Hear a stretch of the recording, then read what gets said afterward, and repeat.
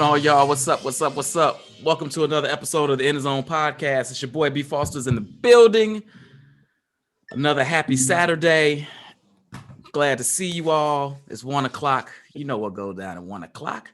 We break down a classic film. Oh, let me start it, boys and girls. Hey, hope you all had a wonderful week. We're productive. We're safe. Stayed warm. This is a special one. This is the very first episode after our 1 year anniversary. Yesterday was the Zone's 1 year anniversary.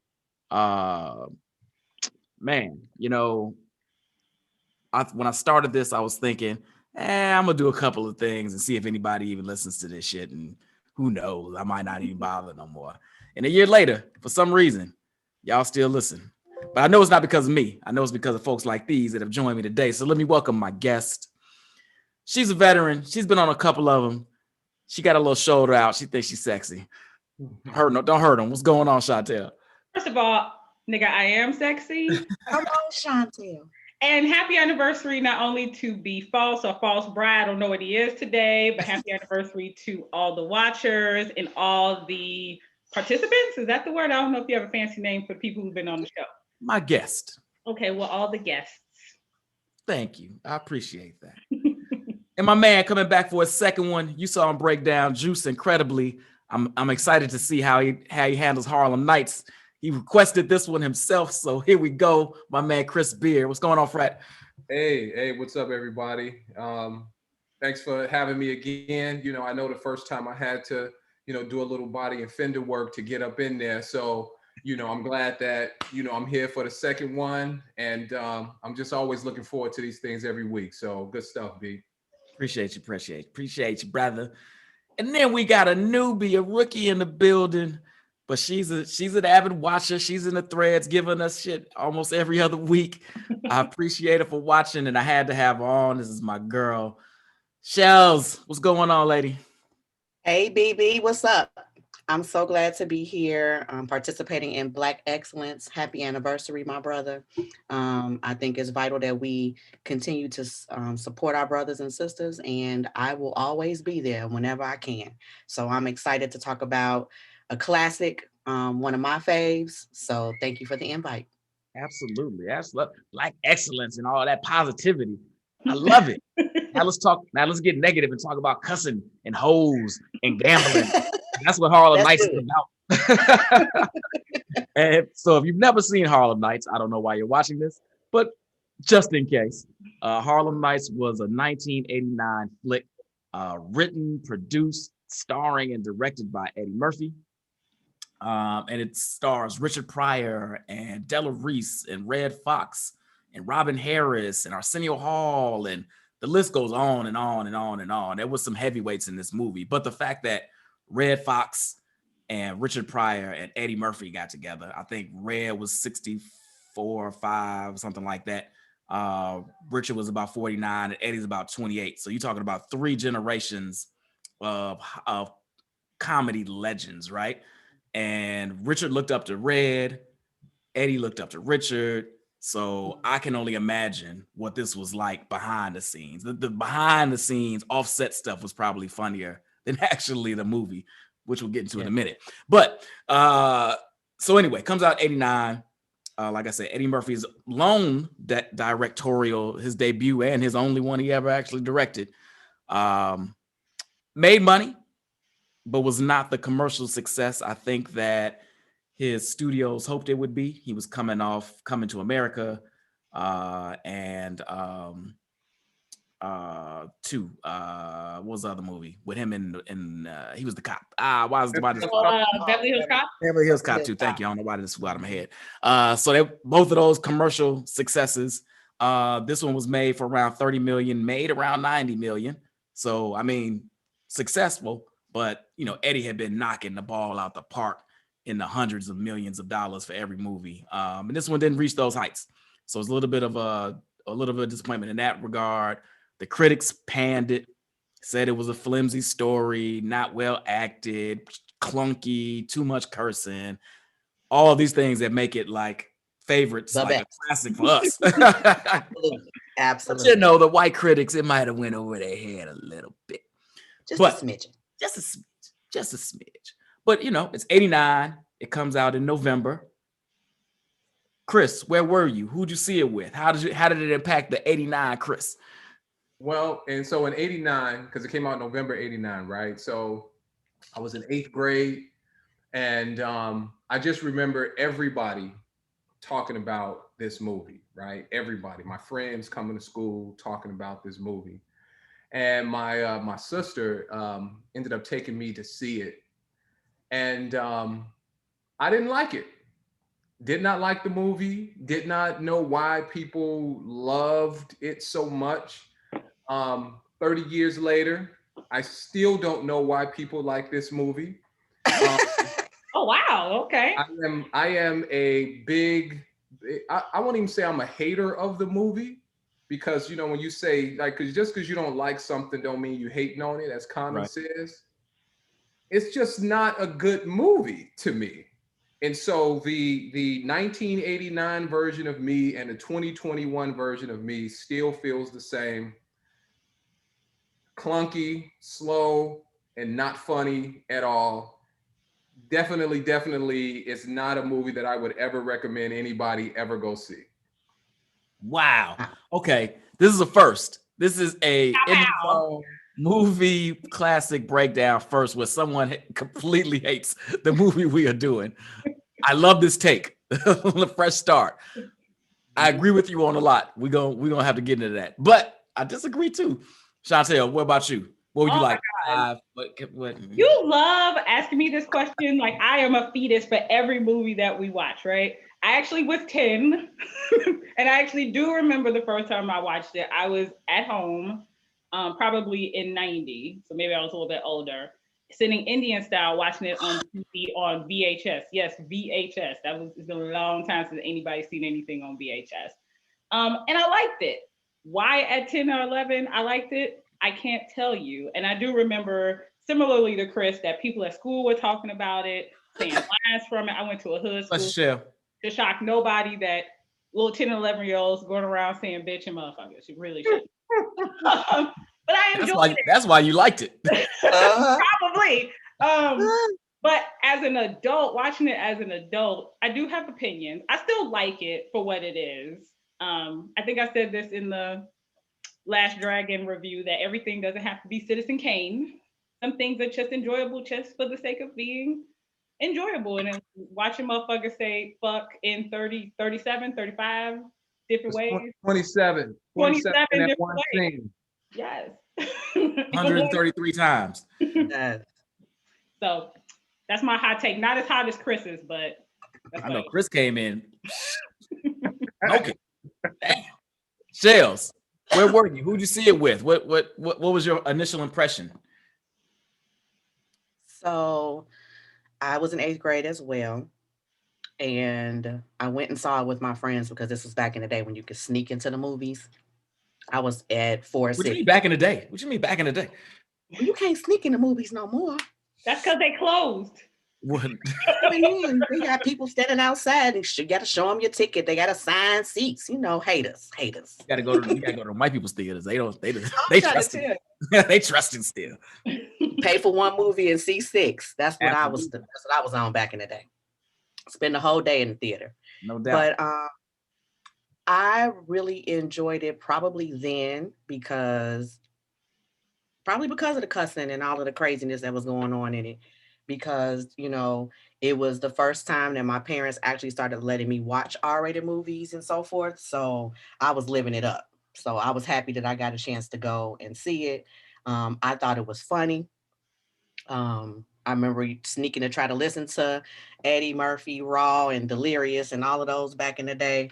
So I just loved Eddie Murphy, and I was wanting to go see it. And so I enjoyed it back then.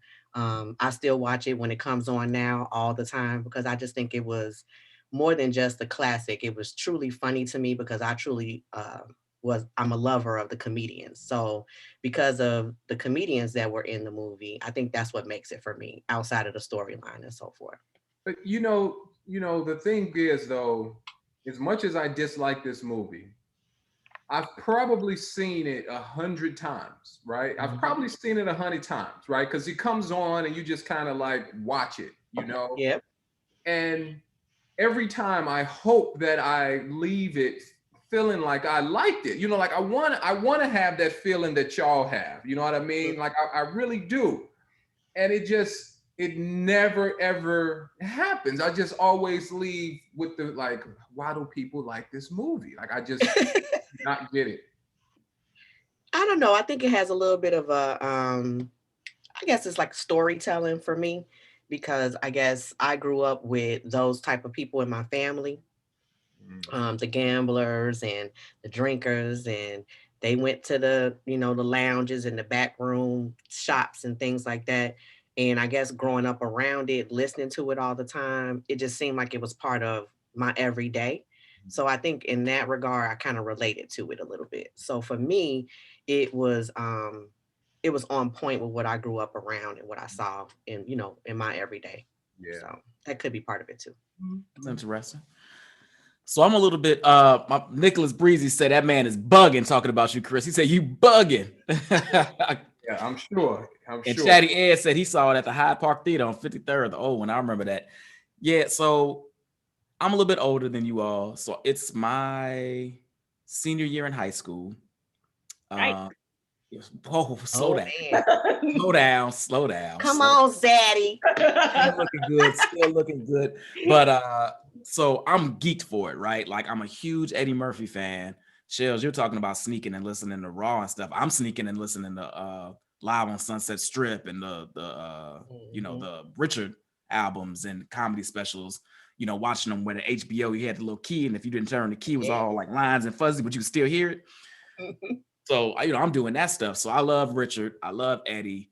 Obviously, you know, Redd Foxx had Sanford and Son. So I didn't really know about, I mean, I knew about it, but I wasn't, you know, of the age where he was doing his stand-up. So I wasn't really into that. But I really liked Sanford and Son and whatnot. And I knew he was a legend.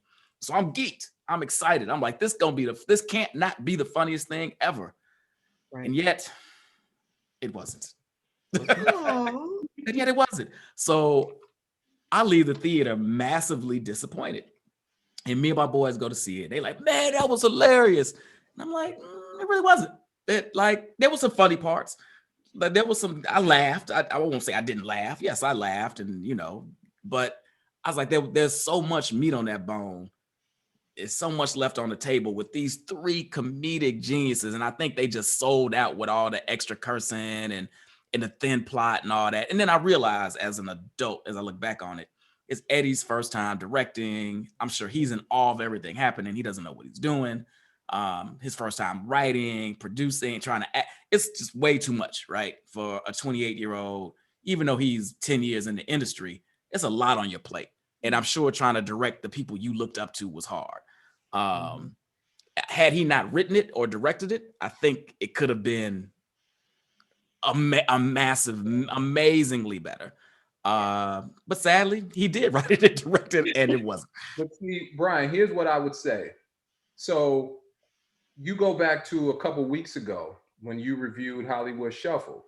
That was Robert Townsend's first time writing, directing a movie, right? True. And now, granted, he did it on a much, much lower budget and came out with a much, much better result of a movie, right? But that's because he had people he worked with, right? So he had Keenan Ivory Wayans helping him. I'm sure Damon probably helped a whole lot as well. With Eddie trying to, in my opinion, with Eddie trying to go at it alone, it fell very, very flat. And if he would have gotten help, like even with Raw, like Robert Townsend worked with him on that, right? Directed that, right? Like, come on, dude. Like, you have the resources to have been able to make this a better movie than what it was. And you didn't do it. You want to be your own man and do your own thing. Spike Lee, right? Spike Lee first outing was She's Gotta Have It, right? She's Gotta Have It. And by the time Spike was 28, he probably was Do the Right Thing by the time he was 28. So like, it's a cop-out by saying he, you know, was young and it was his first time and so on and so forth. It was just a whack story and a whack movie. And we just gotta own up to it. We just gotta say, Ed, this movie sucked. I disagree. I mean, I don't know. Eddie, I saw your movie. It sucked. I disagree. I don't know who does something the first time and it's amazing. That Hollywood Shuffle, even though it was his first major film, I highly doubt, and I don't have any background, so maybe it is. I highly doubt that was his first time directing a piece of anything. He may have done some really poor things before and had learned from it and took his lessons and put it in a Hollywood Shuffle. Same thing with Spike Lee. He was a film student, so he probably had some really garbage movies well before she had got a habit. So you get that training to be better. And then when you get an opportunity like that, they were able to be great. Eddie didn't have time to like have film school flops or, test things as a teenager. He got a huge opportunity to do something for the first time. Nobody does anything well the first time. Nothing. I don't think you can say anybody doesn't do anything well for the first time. It's rare that you do something well for the first time. Let me tell you something, Chantel.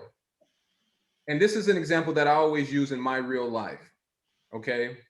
LeBron, the first game he ever played in the NBA was against Sacramento. He scored 25, I think had 10 assists and so many rebounds. So don't tell me the first time you do something, you can't be great at it. Was that the first time he played basketball? That was his first time playing in the NBA. But Eddie Murphy playing basketball. It wasn't, but Eddie Murphy had been around. Years practicing. Eddie Murphy had been around on movie sets. He had been around directors. He had taken direction. People talk all the time about how much of a genius he is, right? How he can just morph and become whatever within seconds. So yeah, this was the first time he had directed something, but it wasn't the first time he had written anything. He's a comedian. His whole comic act is about storytelling, right? He's not this one line, this punchline kind of guy. He's about storytelling. Okay. Umfufu and all of that is about storytelling and building a story up. Coming to America. I believe he wrote Coming to America, if I'm not mistaken. That is a work of art. So the directing piece, that's one thing, but the story itself is what really makes the movie fall short. Is the story sucks, along with the actors that are in it. And he had some heavyweight actors in this movie. You take Danny Aiello, who's a great actor. Michael Lerner, who played Bugsy, is a really good actor. Jasmine Guy, really great actress, right? I didn't hear, but yeah. Jasmine Guy, I mean, she played in general, yes. She's a good actress, right? So he had a whole slew of talented people around him that could have made it a much better movie than what it was. And it just fell flat because of the story, right? And I just think that we can't give him the cop out of this is your first time, so we're going to cut you some slack, because there's a lot of examples of people who did something for the first. Steven Spielberg directed Jaws. That wasn't his first movie, but it was like, man, Jaws. I think he did American Graffiti, which was another classic movie. So like, we can't just cut him slack just because he aired. Well, he didn't cut himself slack either. Like, I think in some of the things that I've read about it, and from his perspective, he wasn't focused. And, that comes through in the movie. And he said himself, he was like, I was not focused. He was like, I was in the club and doing the movie. So, I think that was a lot for him to own up to as well. And I think that when you think about when you're in your late 20s, he was distracted anyway. He had early success, new money, and I just think that it just talks a lot about just his growth, right, over time, because you talk about all of the other movies that came, after. So I just think that, it was a learning piece for him, albeit expensive, but it was learning for him, but it was still, for me, it was entertaining more than anything. Yeah, I agree with that. I think there's a reason this was his only directorial piece of work. Yeah. I just don't think it's his lane, right? So Chris, you're naming all these directors, Spike and Steven Spielberg, and all that's their lane. That's where their talent lies. Spike, he gets in his movies and acts, but he's not really an actor. Not an actor. I don't really think this was Eddie's lane. But because of his success and because of the cachet he held in the industry at the time, they was like, "You want to do it, Eddie? I can do it. Run with it." Do it. And I think he realized that he's like, you know what? I'm No. good on that. I think I'm gonna these stick with jokes. what I do. Yeah, you know. So and I can appreciate that, but I mean, like Shell says, it was an expensive lesson. Now the movie made money, right? It cost 30 mil, it made 90, so it tripled the budget. So it made money. Let's not act like it was a flop or a disaster. It didn't make what they wanted to make, but it made money. It just was too much, I think, for Eddie. And like Shell said, he did mention I had 1 foot in the club, 1 foot here. Lord knows he's probably running. So there's another piece to this. I don't know if you all saw this. Michael Michelle was supposed to play Jackson Guy's role. Yeah. Oh, really? But she got fired. Oh. She says it's because Eddie was hitting on her and she wasn't going. Eddie says it's just because she wasn't. Nah, that's what he said. So I mean, you know, that's interesting. So I'm sure I say that to say, yeah. I mean, I've seen Michael Michelle. I've seen you in other movies. So you know, your claim is a little sketchy. But you know, Eddie's probably was his type. Yeah. Oh, she was his type, no doubt. Definitely his type. She was his type, no doubt.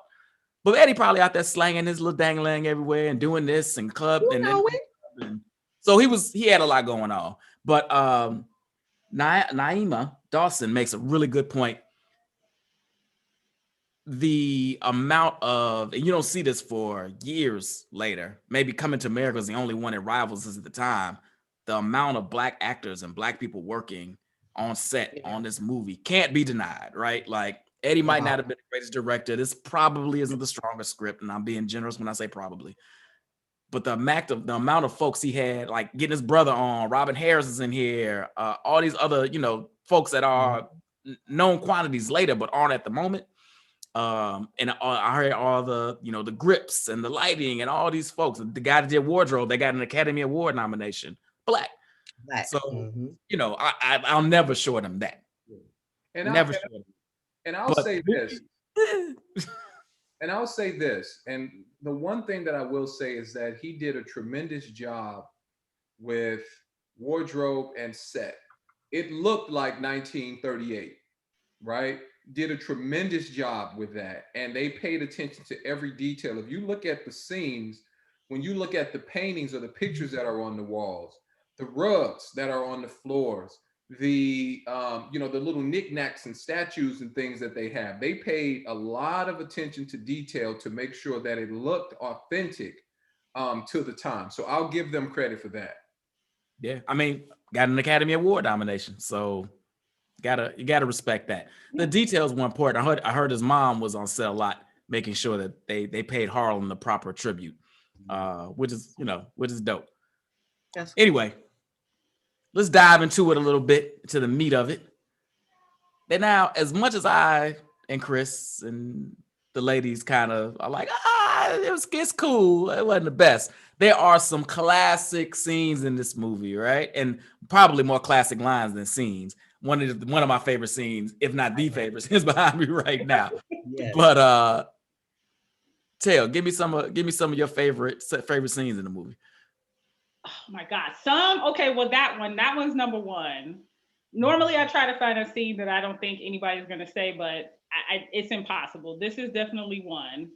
One of my favorite scenes is the part when Della Reese and Eddie Murphy, I was rewatching it today, when he went to apologize to her. It was just so, and it's also going to be the blackest thing in the movie too, just so right. But it was just so, I think that was probably one of the most authentic things in the movie, right? Because if you've ever seen a man apologize, and this is not a man bashing comment, I promise it's not. It was just a very male apology, like, you know, I did something happened, and it was kind of bad, and I'm sorry.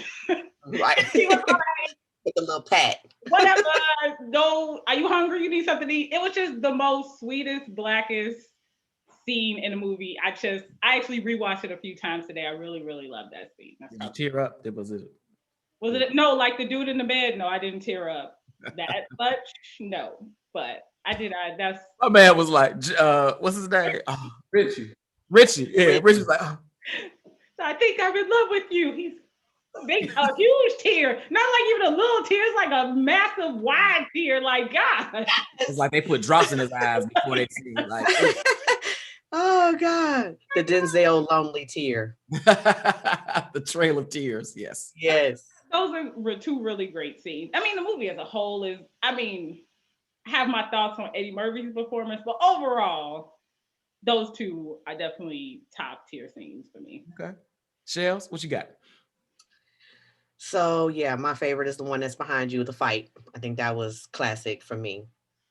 I think about some of the ones that we repeat all the time, and it was the one where the champ was trying to talk about somebody getting knocked the F out. That has me down all the time. But I think for me, also probably the one of the blackest moments in the movie too, was when Vera went to go make the hash and it wasn't nothing but a swallow of orange juice Oh my in the God. carton. I can remember those days so vividly when my mother would go off for leaving a little bit of something in the refrigerator. So that for me, that definitely had me on the floor. Should we felt still all do that that. here? That's still a thing in my house. And I'm bad for it. I ain't even gonna lie. If I made some like Crystal Light, I leave like just enough so I ain't got to be the one to make the next picture. Lazy. I'm trifling. I ain't even gonna front. And it's my kids that get up and she's like, I know you did this, Dad. I know you did this. I'm like, oh, that was your sister. That was your sister. Chris, what you got? You know what? I got to go with exactly what the two scenes they just mentioned. The fight scene between Quick and Vera and the Richie Vento leaving his wife for Sunshine. Like those two scenes, hands down, are the most iconic scenes and probably most talked about scenes from the movie, period. And I would say of the two, my favorite of the two is the Richie Vento scene when you put your mom on the phone, Barbara, look, I ain't never coming home. And we're like, that is like the best. Like how many times have you said that? How many times have you said that lie? Hey, I'm gonna tell you like this, Brian. I say it all the time. I tell you, dude, I quote movies all the time, right? I say that I ain't never coming home no more line almost once a week, at least once a week. I have that scene, that snippet in my phone so that I can just watch it anytime I want to watch it. Love that thing. Like I try to say it like him and everything. Hey, Barbara, it's Richie. I ain't ever like, dude, like that's my scene right there, dude. Have a nice life. Right. Take care. We say take it easy. And then he pauses and goes, yeah, like he just did right. Like the right thing. That was the right decision. Right. Oh my God. Hold on, Michelle, I gotta check your husband real quick. Chatty, The Distinguished Gentleman is not even Eddie's worst movie. Pluto Nash, anybody? Oh God. Come on. He said that was the only Dave, Gentleman Dave or something like that. Yeah, Dave was bad. Norbit. 1,000 Words, terrible movie. I don't even remember that. I saw that one. Hopefully you didn't see it. Obviously not if I don't remember. Norbit, awful. Come on, man. Distinguished Gentleman might be mid-tier for Eddie. I know. Thousands movies was God. Hold on, let me see what I got here in my notes. Y'all hit the best ones up. I think the opening gambling sequence is hilarious. Yeah. He said, "Go home and brush that tooth." And the shorty just like not having it. Eddie is a shorty not having it. My man ain't got no two front teeth. Rich is in rare form, joning on him like that. I always love that opening scene. It sets the when I remember watching it, be like, oh, okay, we about to be on something. Then about 15 minutes later, I was like, oh, no, come on, man, we were right there. The alley fight scene. Well, first of all, it starts off with the tally, right? Like, hey, listen, I don't ever say nothing about the bar being short. That's because the bar ain't never short. The girls are always short. Let's put the shit on the table. You calling me a thief? That whole scene, the way they set it up is hilarious. Him here, don't hold me back, sugar. I'm just so scared. Don't hold me back, sugar. Don't hold me back. Before he get his ass whipped. Oh my God. All And hilarious. see, that's another line in that scene, and I know it's gonna sound like I actually like this movie, but there's another line. There are pieces you like. You have a snippet of it in your phone. You clearly like some of this movie. Right. There's another line in the movie that I use all the time in various situations when he say, "Are you in charge of the girls? Are you like I use that in various ways, but I it's I am in charge of the girls. it's a good line. Oh, that's hilarious. And then of course, my favorite part of that whole sequence, the tally argument, and then the fight in the alley, is when he's got the gun on her, trained on her foot. He look at his boys and they like, They was bogus. They bogus. They so bogus. They're like, I mean, she said shoot it, so bogus. and that's how your boys will do you too. You'll be in the middle of some shit. You looked it up for some guys, they be like, Right. Man. And then when it goes left, they like, you said you want to do it. No, but they were bogus because they all when they were walking away, like, man, you was wrong for shooting that old lady. That's what we do. That's what we do. Why you say that before he shot her? We want to see how far it's gonna go. Exactly. Right. Exactly. You egg it on, and then when you do it, you was bogus for that. Oh, you bogus for that. Oh my God. You told me to do it. When you start listening to me, motherfucker. Right. That's what you do. You a grown man. You know. I tell you a whole bunch of stuff. You don't do it and listen to me. So why you listen now? Now you want to blame that? Ain't on me. Exactly. Right. That's hilarious. This scene right here, the first scene with the champ, where you with the stuttering, that puts me on the floor all the time. Come on, baby. I said that shit a million. Come on, baby. Yeah. Love that scene. Arsenio Hall and his crew trying to kill Oh my God. Eddie. Oh, that's The most overacting, but realizing he's purposely overacting. So I'm giving him a pass on it.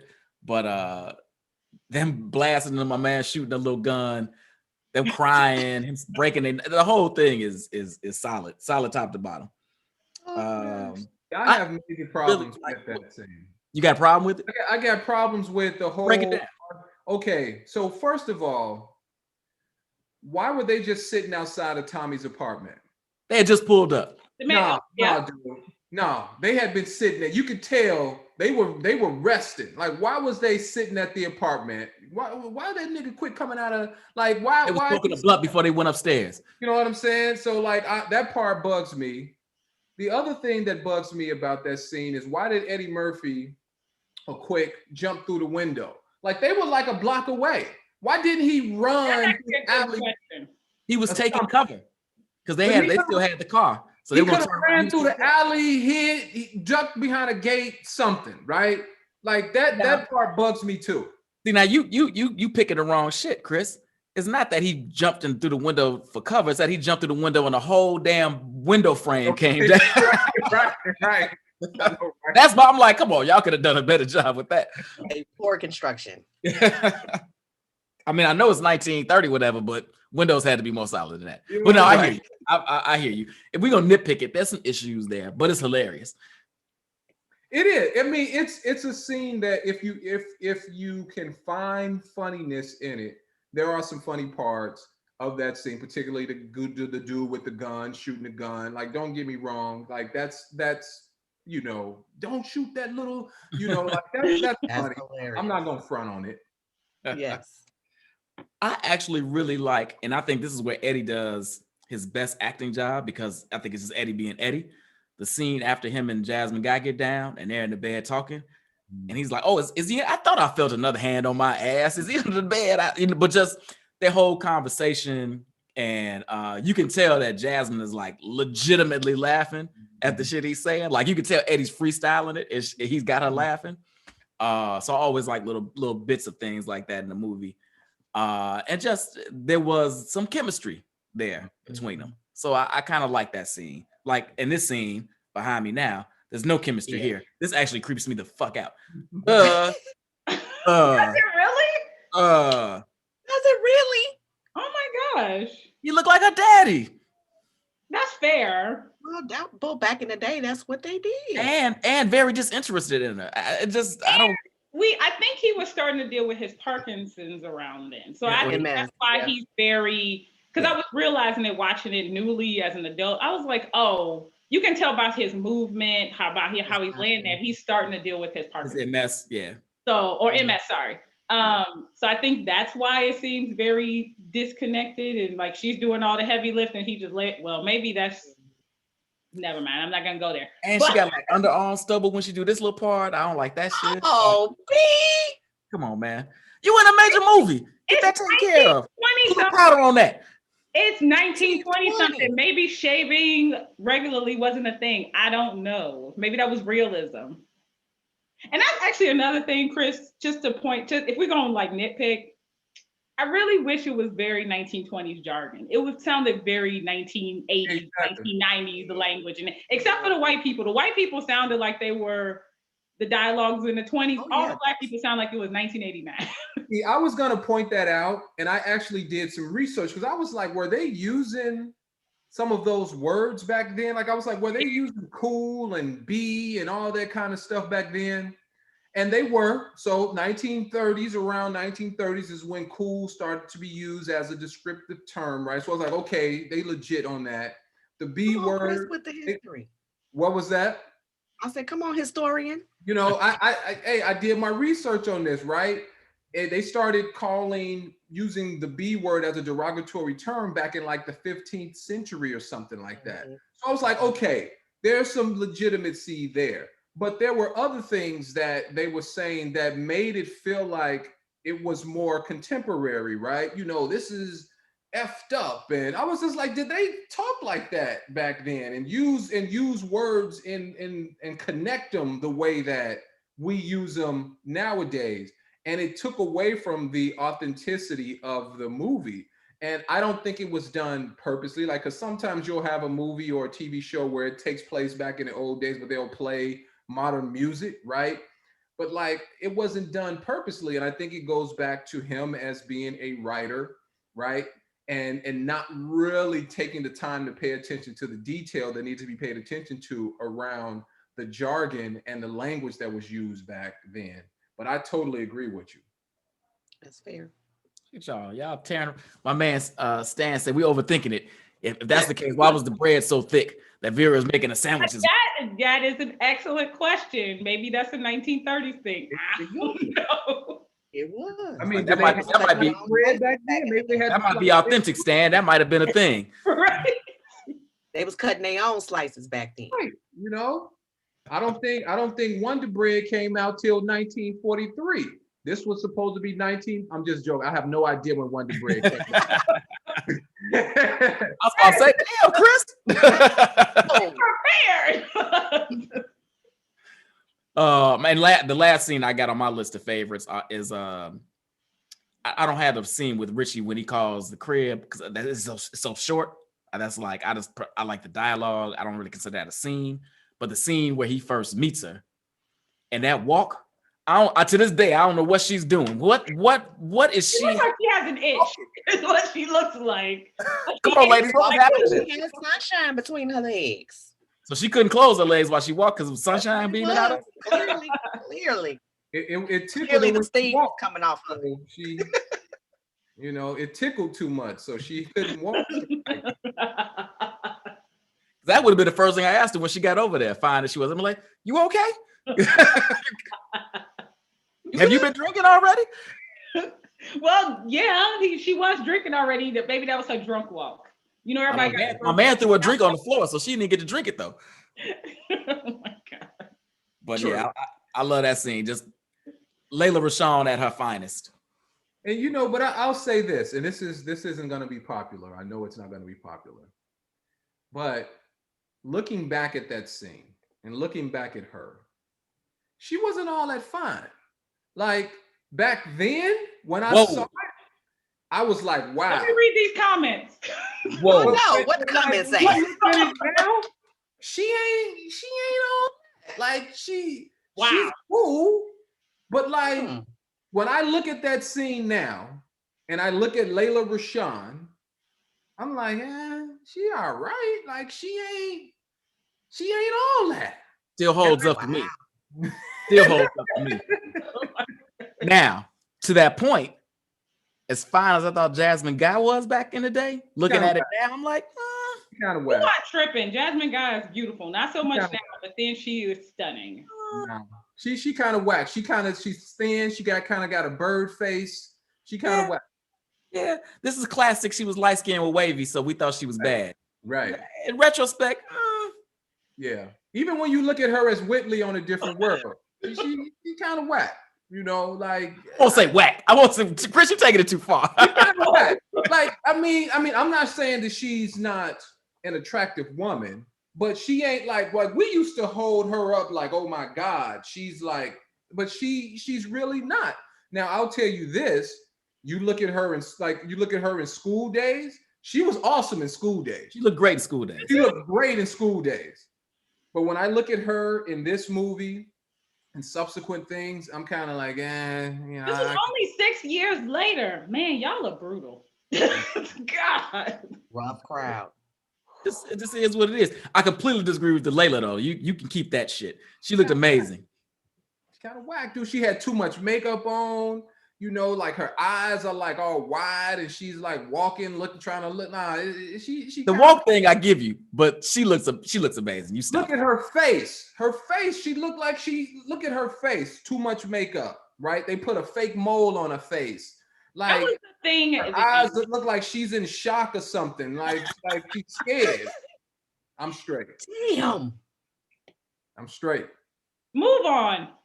Next subject. Hold on, no, I gotta. So Boomerang, when she's walking the dog, and Eddie's like, "Roo," and goes out to talk to her. You ain't think she looked good in that scene? Initially, I did. Now, again, I've seen Boomerang a million times. The last time I watched Boomerang was probably about 2 months ago. And there's the one scene where they walk into her apartment and the camera is kind of low and she has on that short skirt and she's kind of walking in, right?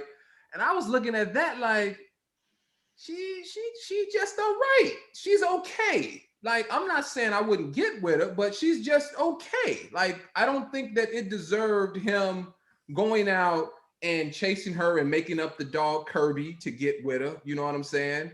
I don't think that it deserved Richie and them going, oh my God, she's ready to. I don't think she deserved all of that. In retrospect, back in 89, absolutely. Back in 92 or whenever when Boomerang came out, absolutely. Right here today, I'm straight. Chad, I think they agree with you that they weren't really looking at her makeup either, but we're gonna nitpick. That's fine. We nitpicking. That's cool. Fine. I mean, hey, taste change as we get older. And that's what it is. I got older and I'm starting to see things differently. And I'm just like, she's cool. Like, I mean, if she had approached me in the bar, I would have took the drink. You know what I'm saying? I would have been Richie Vento in the bar. I'm not gonna front. But she ain't all that. I'm good. All right. Okay. Well, back then, Black women were, exotic back in the day. So, you got to think about it from that point of view too. I They mean, was after us. Well, he even says it. He says, normally I wouldn't even look at a colored girl, but she's beautiful. yeah. Mm-hmm. And she was looking at his. I got it. Since we owned it, I was about to make this say this joke. His fat, greasy sandwich. Blah. Why does Eddie try that twice? That was too much. It was Twice he tries that, and it sucks both times. Exactly. It was too much. I will say this, in Chris's whole dislike of this movie, Eddie Murphy's acting was the weakest link of this entire movie. By far. 1000%. He didn't have any of the best lines. He was in some of the best scenes, but it wasn't really because of him. Like, to me, Della Reese stole the show. She was the only person that had a damn theme song. So, right. And everything she said was hilarious. And she wasn't even a comedian. Mm-hmm. To me, she outshined Richard, she outshined Redd, she outshined Robin, she outshined everybody. And this is a person who was not a comedian. She's a great actress. I would agree. I like Redd and Della in the movie, yeah. Yeah, I'm about to say, I don't know if she really outshone Redd. But Eddie and Richard, which is the travesty of this movie, right? You got these two comedic geniuses, and Touched by an Angel is funnier than them. It burns my soul to this day. Name a Redd Foxx line. You can name some Della Reese. Name a Redd Foxx one. I ain't gonna actually Swallow it then. Well, let's get into that. Let's get into that. my memorable quote is a Redd Foxx line. My favorite quote is a Redd Foxx. Let's get in. That's the next category. Jump into it. All right, so if we're saying memorable quotes that people quote a lot, you gotta go with the take it easy or the come next week line, right? But my personal favorite line is from Benny. It's the earlier part of the movie, right? When Sugar Ray is asking him to wear the glasses because he's calling the dice wrong, and everybody keep calling him all these MFs, and he look up and say, "I ain't gonna be too many more of them." And that line right there, it's like the best line in the whole movie to me. And it's one of those lines. I don't curse as a general rule. I don't curse.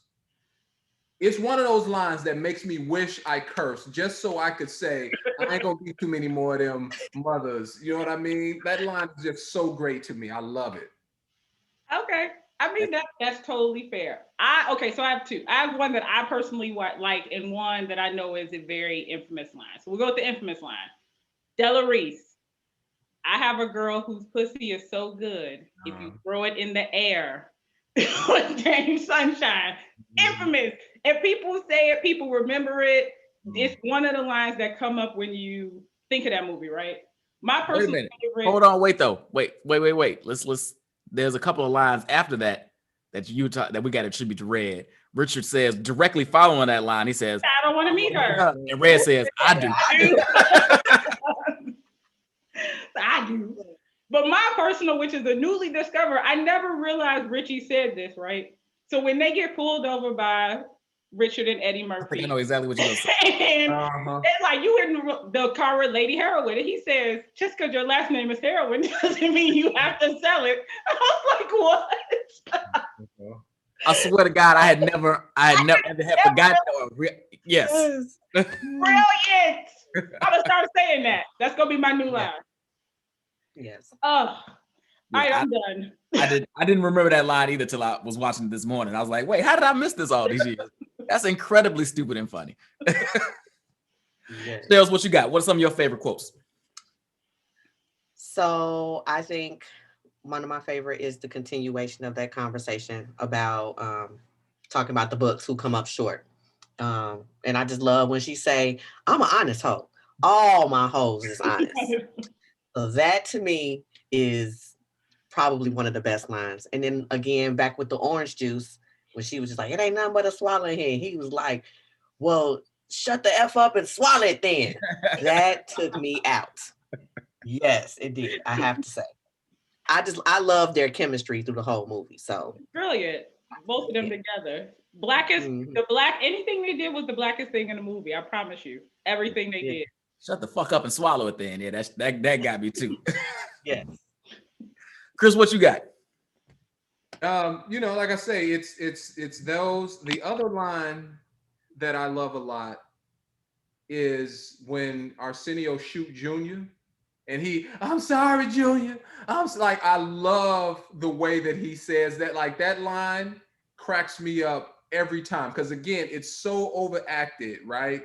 And he's just so over the top when he looked back at Miguel Munoz, right? I don't know what his name is in the movie, but "I'm sorry, Junior. I'm sorry." Like that line and the Benny line of "I ain't gonna be too many more of them MFs." Man, those lines to me are the killer lines of the movie outside of the iconic ones that you guys just named. Those some good ones. I got a little list. It's a lot. I didn't have any scenes, but there's so many classic lines in here. So in the opening, the opening dice scene, my man's talking about, I'm gonna whoop your ass. And Richard says, "You ain't whipping shit. Now shoot the dice, you snaggletooth motherfucker." That shit just always cracks me up. Now take your big ass home and brush that tooth. Eddie, this is what I thought. I was like, "Oh, Richard's in rare form. We're about to get a classic." Right. My daddy's dead too. You kill him? Like a sincere, legit question. Like, right. Kill him? Love it. Right. Y'all already said it. Get it out your eye, you blind. He said, "I got something in my eye." "Well, get it out your eye, you blind motherfucker." "I ain't gonna beat you anymore, motherfucker." That line is the best. I would tell you to kiss my ass, but you probably can't find it, you blind motherfucker. It motherfuckers in every line. Did y'all notice that? Yes. Yes. You better watch it quick. You fucking with a heavyweight. That's hilarious. That was funny. Only thing I'm stealing out here today is your face. Remember when you say you got stolen on? Man, You got stole off. or stole off. I don't know when it changed from stole on to stole off. Right. Oh, you want to hit people with garbage cans. Oh, that was good. That's a Now good I one. got- This was something we used to say if you ever played video games. There were times like in hockey, there was NHL hockey, and you could like fight and like bust people's heads on the ice. Blades of Steel. Wait, Yeah. And then you be like, oh, you want to hit people with garbage cans. And then on Madden, there was a time where you could like jump off sides and hit the quarterback and hope they got hurt. You want to hit people with garbage cans. Sorry, my video game living days always went back to that. Now you want to shoot me in my pinky toe. Oh, that whole scene. Oh, now you want to shoot me in my pinky toe. yes. Come on, You're gonna be the shoot me nine-toe in- having this. This is the only Eddie line I got. You're gonna be the nine-toe having this limpest bitch in Harlem if you don't stop fucking with me. 9-toe in this No toe, the nine-toe and is having this limpiness. limpiness. Come next week, I'm knocking somebody the fuck out. Love that. And that guy, that actor, if I remember correctly, I believe that he got like not a reward or anything or an award or anything, but I believe that the people in that community kind of applauded him the way that he portrayed that role at the time. If I remember correctly, he kind of got some kudos for the way that he portrayed that role because of the stutter. That's interesting. Fun fact. There you go. It's not how many people you shoot, It's it's who you shoot. Ooh, shoot. All right, I'm sorry. That was my other Eddie line. My bad. I forgot he had that one. You already said if throw air, pussy in the air, turn the sunshine. Hey man, hey, I killed her. Tore the pussy up, huh? Yes. I forgot about that one. a black man comment.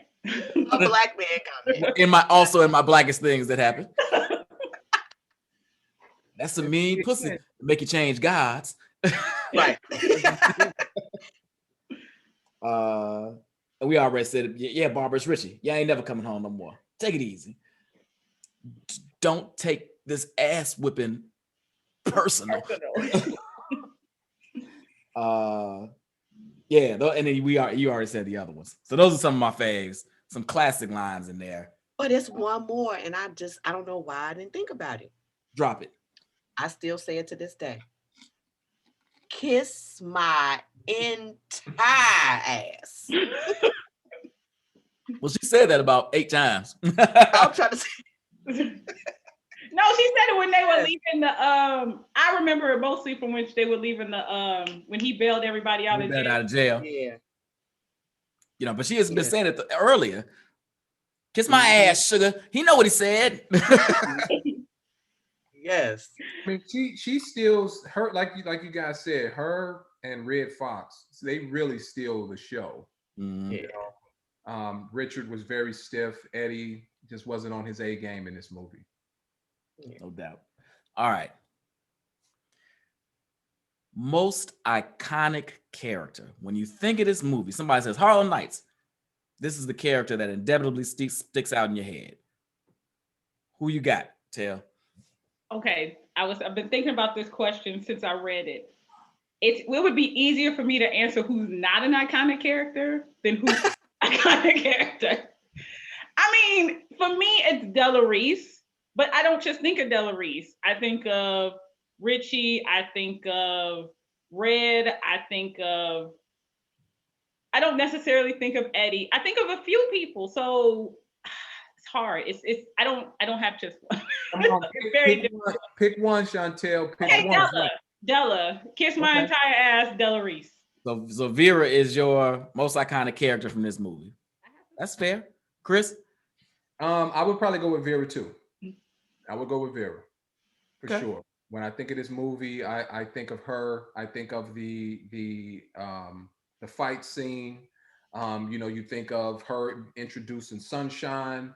I think that she's the one that when I think of this movie, it's Vera. Shells? For me, I'm gonna have to say Benny, because they already said Vera. Like I said, I think for me, those two always stick out for me, but definitely Benny. Like I feel like he really played himself, like back in that time kind of thing. Like he just really, I felt like he just really fit into that time period just perfectly. Like I just think he played his part very, very well. Um, just from his reactions, the way he acted with at the craps table with the glasses and everything, just his his exchanges with everybody. So I just think for me it's gonna be Benny. And with Benny, one of the lines that I love that he says to kind of speaking to your point, at that crap table scene, he say, "I'm Benny Snake Eyes Wilson. I can call the dice before they stop rolling." Like that just sounds like It just sounds like it, yeah. yeah, right, right. I agree. All right, B. I'm sorry. Look, Sean says that Cantone is the coldest character. That's an interesting take. All opinions are valid. All opinions are valid. But he ain't the most iconic character. Yeah, he's though. not the most iconic. He's not. Yeah. Because I couldn't even have told you his name until I watched it again today. So you know what? What's funny is my original answer to this question is Sunshine, but it's not really her character. It's just the reference to her vagina. So, That is quite iconic, isn't it? that's just when I think of Harlem Nights, the first thing I think of is she throw up pussy in the air, turn into sunshine. That's just the first thing I think of. So that line, I suppose. Hillary. But if I'm going character, it's gotta be Vera. Exactly. It's gotta be Vera. And this again is what irks me about it. It's so sad. It's not Eddie, it's not Richard. Maybe Redd is in there. I give you that. It's Touched by an Angel. I just Lady on Sesame Street is the best character. in a comedy with Redd Foxx, Richard Pryor, and Eddie Murphy, and Robin Harris, and Charlie Murphy, and Arsenio Hall. Just Sesame Street. Good for her. Right. Good for her. All right, my favorite piece of the podcast. Would this movie be better if Denzel Washington and/or Angela Bassett were in it?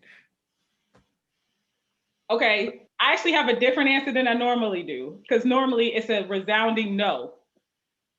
Denzel, yes, I actually think it would be better if he was in it, if he played Bugsy, even though I know Bugsy wasn't Black. But I just, watching it as an adult, I was like, this man is not scary or intimidating. There's nothing about him does anything for me. But I think if Denzel was playing him, it would have resonated a little bit more. Angela, no, I don't see where she could have fit unless she paid Richard's wife, which wouldn't have been much of a role for her. But shockingly, I have a different answer today. Well, look at that. I know, growth. Look at that. Yeah, what you think? So Angela, I'm gonna say no, because I can't figure out where she would fit in anywhere. I just can't. No. But Denzel, yes, I actually think he could have been a better Richard. In 89, though? I still think so. It's something about how smooth Denzel is. Like I don't know. Like I feel like he embodies every role that he plays. Like I could just see him in the suits and running things. Like I could see that. I think that's fair. If Richard wasn't very funny, it probably would have been fine. Interesting. Chris? So my initial thought was Denzel as Sugar. But I had to think about what Denzel would have been in 89. So Denzel, if the movie was made today, Denzel is Sugar, yeah. But I think that in 1989, that version of Denzel, I could see him playing Quick. Like when you think about Denzel in 89, right? The devil in the blue dress, Denzel, the Ricochet version of Denzel, right? You think about that first scene when you see Quick in that white tux, looking like Billy D and Lady Sings the Blues and Mahogany, right? Like, and imagine Denzel delivering the line is not how many people you shoot, but who you shoot. Imagine him delivering that line. Like he would have killed this role because he wouldn't have had to have been the funniest cat. He would have just had to deliver a couple funny lines here or there, which he can do. So I see him as being quick in the 89 version of Harlem Nights because he would have killed that role and he would have just looked so smooth and would have been so smooth as Quick. It's so funny you say that, but that's the reason why I picked him as Sugar for that specific reason about, you know, because Denzel can have a suit. I'm just saying. And when I saw him, I just felt like he could be that person that ran everything, that ran behind the scenes, and especially made me think about it when he went to go bail everybody out. The whole mannerisms of how Denzel would be. I just thought that he would be better in that role. And but yeah, I can see that too. And I thought about that too, right? So I was like, so that particular scene when he put the money on the table, said, "Give me a receipt." Like Denzel would have been very Denzel in that moment. He would have gave the look, you know, the Denzel look around, right? He probably would have gave the little devilish grin that he always give when he know he about to, when he like this mother, right? He would have laid it down and said, "Give me." Like I could see that. Right. And that was the first thing that came to my mind when I thought Denzel could play Quick. I mean, Denzel could play Sugar. But then I was like, but he wouldn't be old enough. Right. And that's the thing that made me move to him playing Quick, just because he could pull off any role. But if we're going with what his age is and him needing to be older than Quick, it would have really come off as inauthentic because, you know.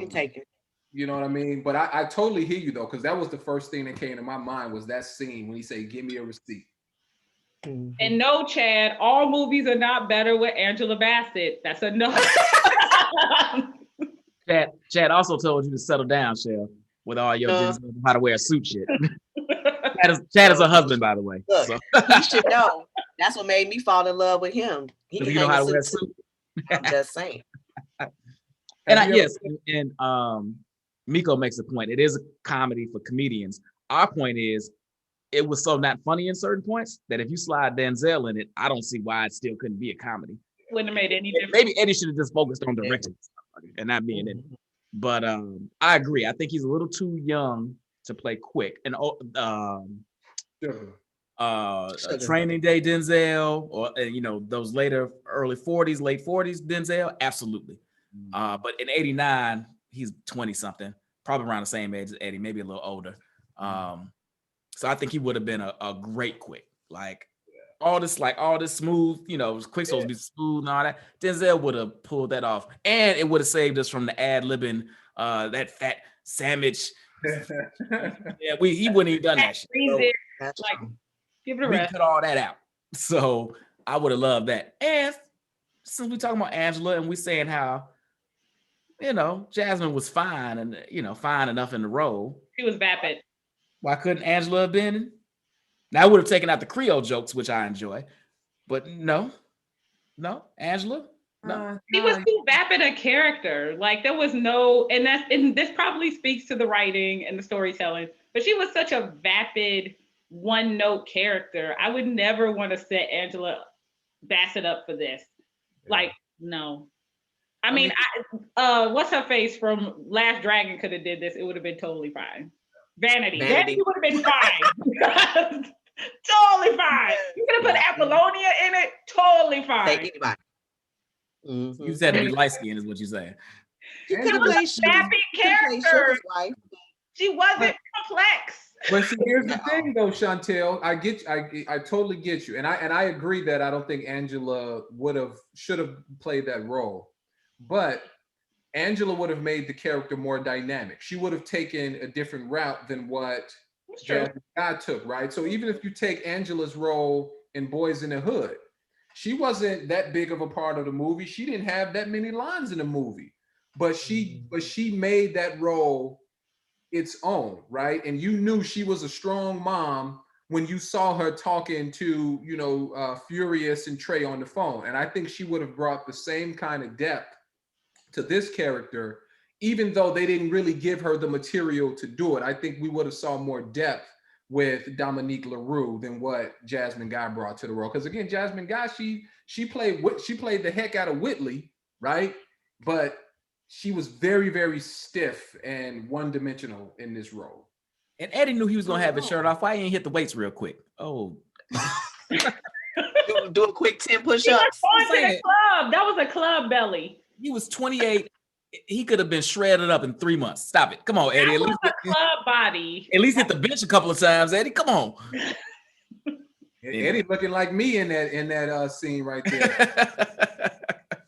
Eddie too Denzel young to be definitely that would've flabby. picked What's up wrong on with you, that. Eddie? He don't want to be looking like me, so man.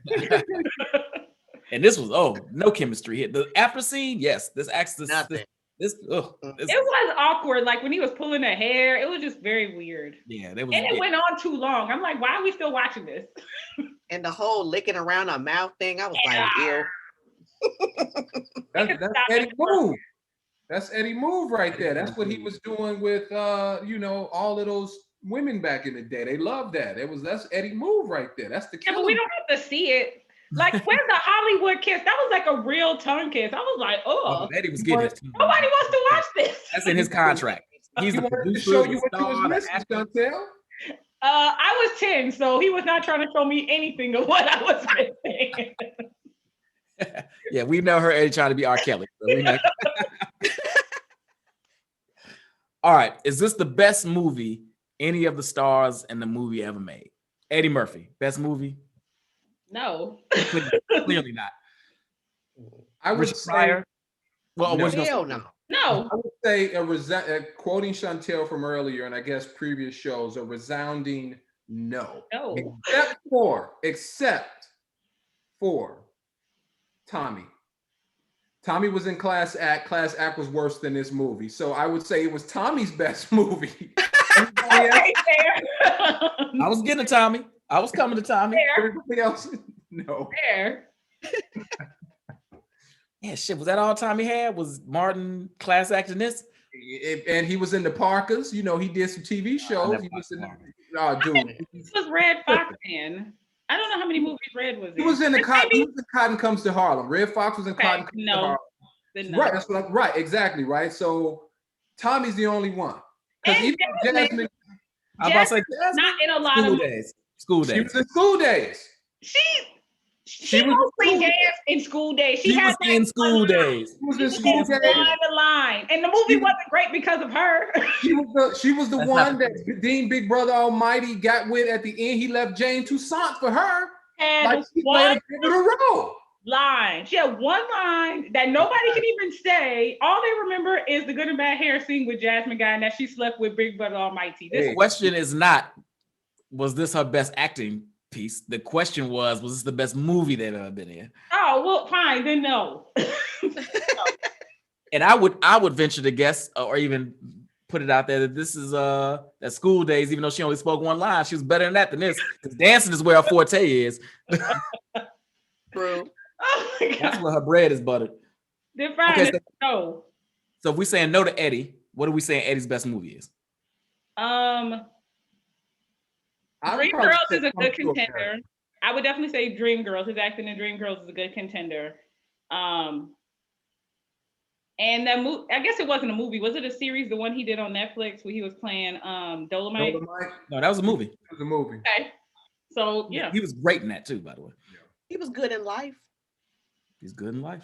I mean, I think I personally think my favorite Eddie Murphy movie is Beverly Hills Cop 1. Mine That's too. my Sure. favorite. But I think that people would probably say Coming to America is his best movie. Like that's like the classic Eddie Murphy movie is Coming to America. But my personal favorite is Beverly Hills Cop. Yeah, my personal favorite is Beverly Hills Cop too, but I agree. I think most people would say Coming to America because he wrote it, he 48 played so Hours many is good, too. characters. His So African many accent is all- quotables. that's fine. We letting that slide. But I would say Beverly Hills Cop is my favorite Eddie Murphy movie. But he did some really good acting in Dreamgirls and Yeah. Dolomite. So Yeah. yeah. I mean, All he right, was Richard, good at what we Boomerang. say Richard's best movie is. This isn't it. But The one about his life. I can't think of the name of it. Jojo Dancer. JoJo Dancing. That By was a far good one. the best. easily. I was gonna try to make a case for that one where he was the Vietnam vet, but I can't do it. I think his best movie is Stir Crazy.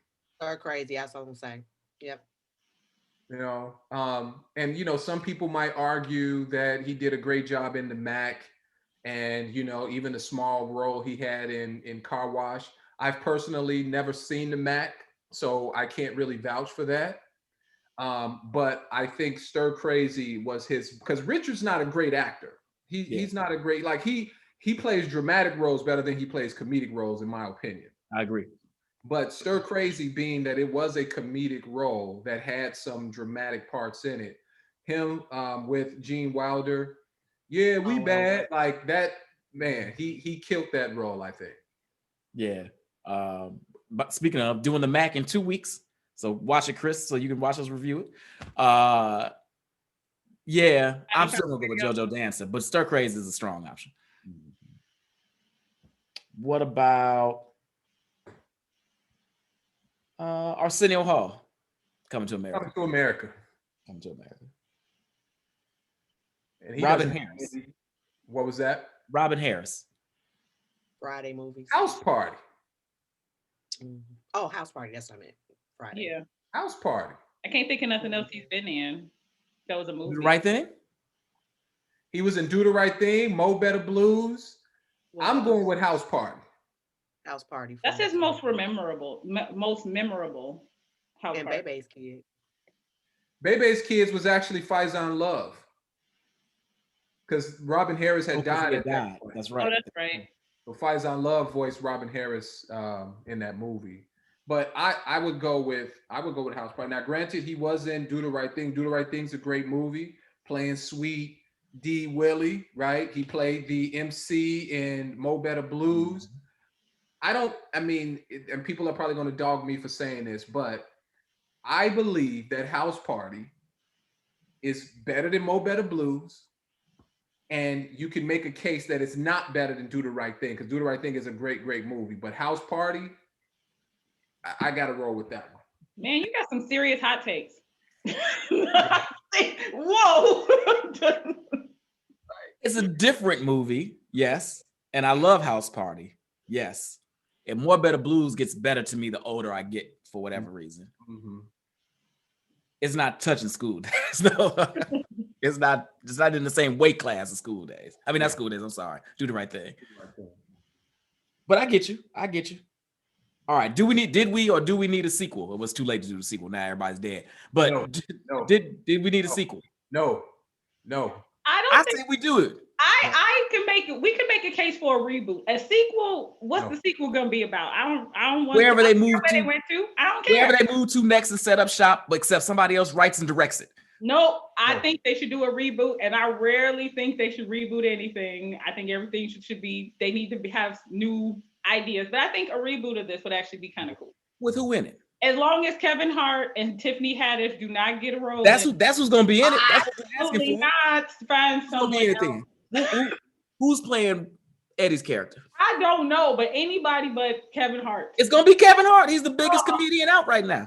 No. But do you go with a comedian for that role? We just said Denzel could play. You could go with, a great actor that, like, you could go with Denzel's son. What's his name? I forget his name. You could go with him. Son, that's his name. He could pull it off. I'm not a fan. Sorry. You're not a fan of the son? That hard pass. He's okay. He was okay in Ballers, but I love him in Ballers. Or Dwayne The Rock Johnson. Do not put him in this either. But if we're going with the theme of 3 generations of comedians, who are you gonna do? Dave Chappelle, Kevin Hart, and you could have Dave Chappelle. Now Eddie Murphy is Redd Foxx. Eddie Murphy Sugar. Who? Mike Epps. Quick. Oh. He can be quick. He a little old, ain't he? He a little, yeah. He is. I don't know. I think I'd rather see Eddie as Benny. And then who else we should say? Somebody else is Sugar. Dave Chappelle is Sugar. And I don't know about Quick. I don't know. I have to really. Do you even have any young comedians that's like? I'm sure there are some. We just aren't. We don't know them. You know what? Because the movie is gonna suck anyway. Just put DC Young Fly in there as Quick. Put him in there as Quick.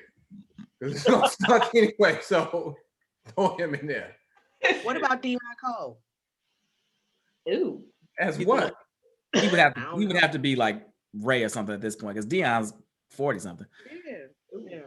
I wouldn't mind that. I just can't think of who could play Quick. Like, who's the 30 That's something hard. comedian right now that's hot as shit? Mhm. I can't think of one. Yeah, I don't know anybody. I think you again. You. I don't think you. I think you got to go with. Gotta go actor. You got to go actor with this one. True. If you reboot, for We sure. gonna put Michael B. Jordan in there? Lord, no, Nah, I don't think he can pull it off.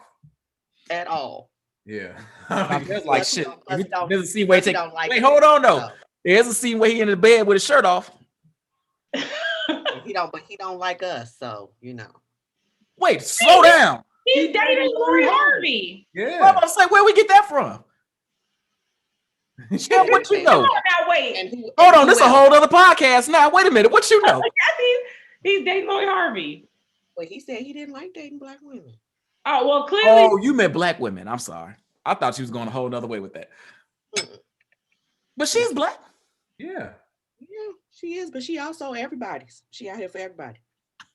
Look, let that girl live her life. She is young. I ain't saying nothing about it. Let her live her life. Mm-hmm. I ain't mad at her.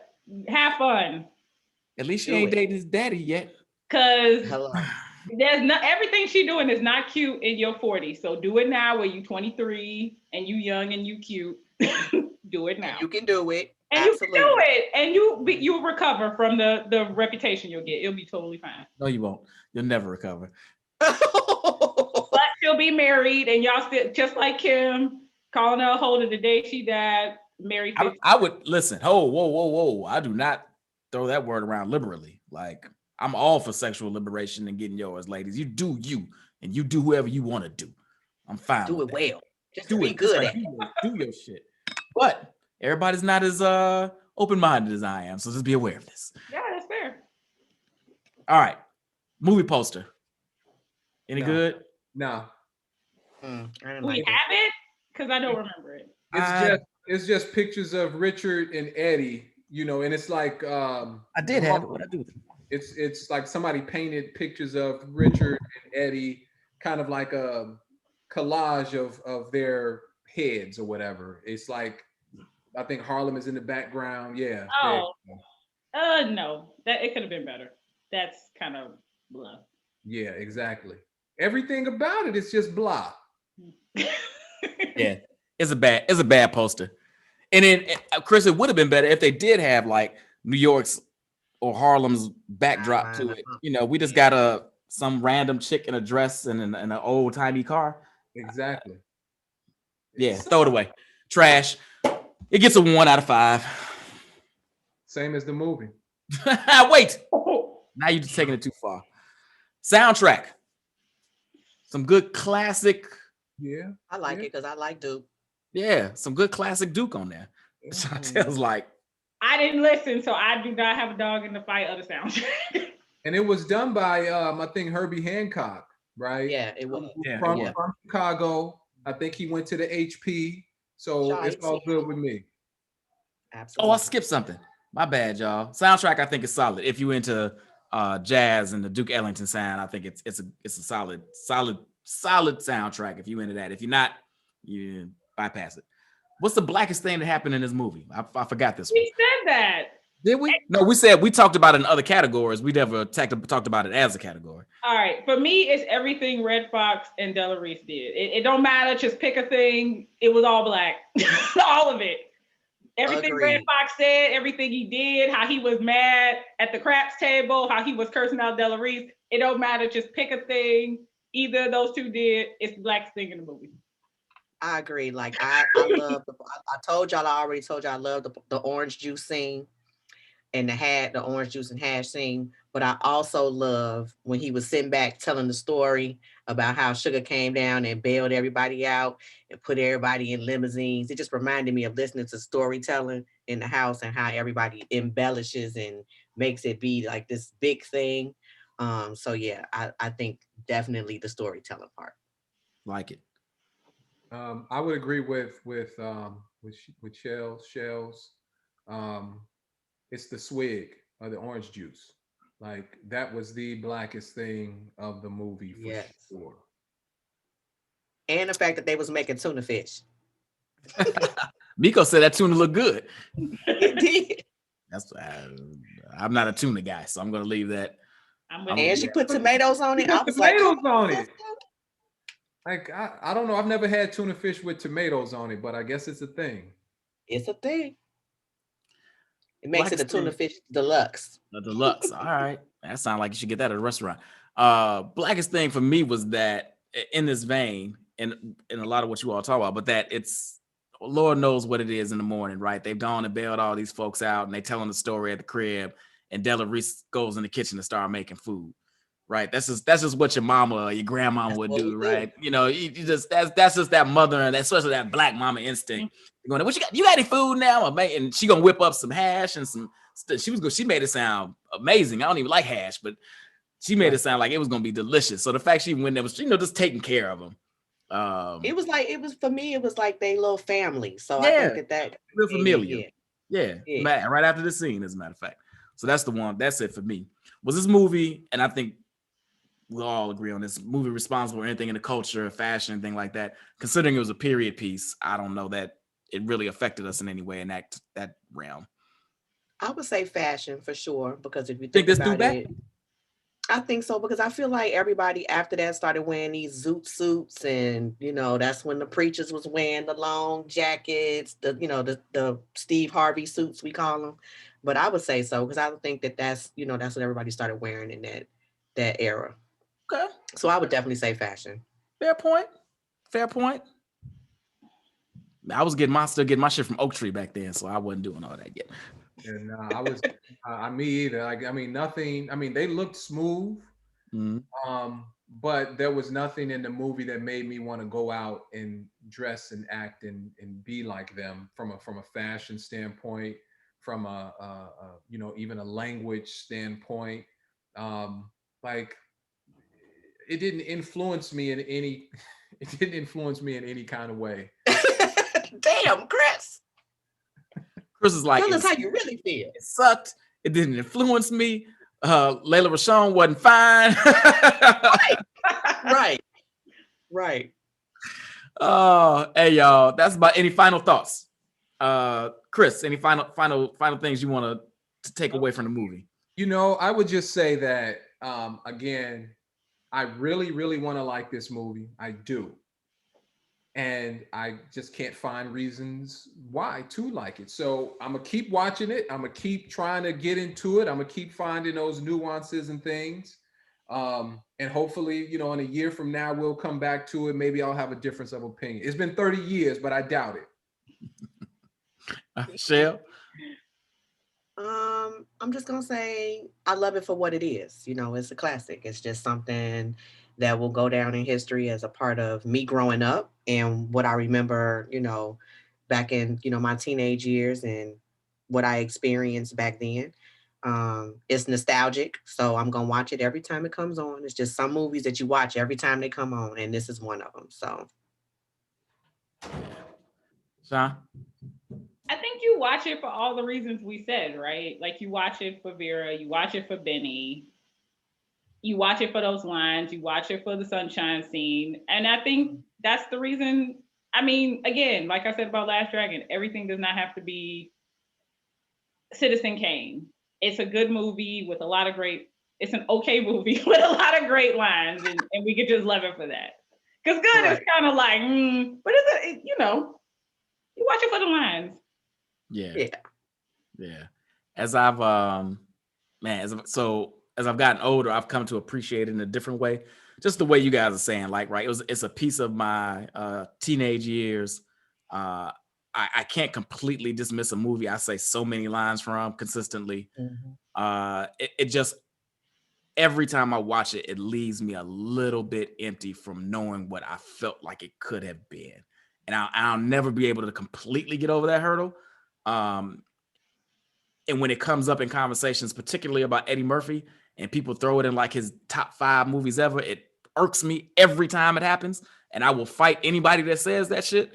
But I'm in the space where I appreciate it for what it is and what it meant to me in the time. And like I said, there are a lot of classic scenes, but so many funny lines that I just love it for the little box that it's in.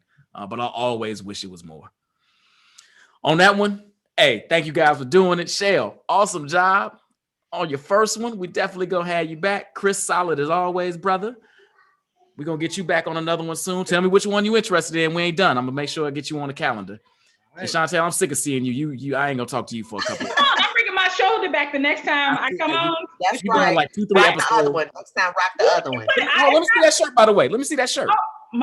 Okay. We gotta represent all virtual day parties. Virtual day parties, baby. I represent. VDP fan, baby. Even though she don't come to the parties, that's all right. I got the merch. That's what's important. Hey, y'all. Thanks for watching and The money tuning where in. your mouth is. We had a lot of new people tuning in today because of my second Facebook account. Hope you enjoyed. We will be back Wednesday. I'm on it for What's in It for the Black People Media again in studio. This week I have 2 young ladies and 1 gentleman, all that have been in long-standing relationships and or are married and have divorced or separated from that person and are in the dating world again, and what those hurdles are, what those complications are, what those joys are, re-entering the dating world after being in a long-standing relationship. And then right back here, 1 o'clock next Saturday, we break down the Hood Classic Friday. So it's going to be a good time. It's going to be a good time. Y'all enjoy the rest of the weekend. I'll holler at you later.